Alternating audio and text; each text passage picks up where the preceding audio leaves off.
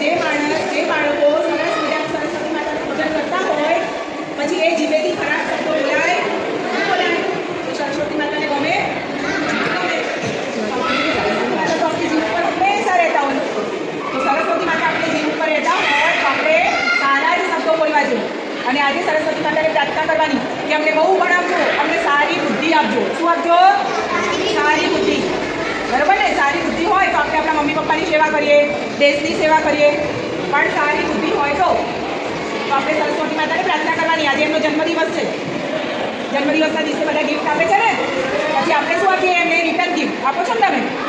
તો આપણે સરસ્વતી માતા પાસે ગિફ્ટ માંગવાની છે. કેવી ગિફ્ટ માંગવાની?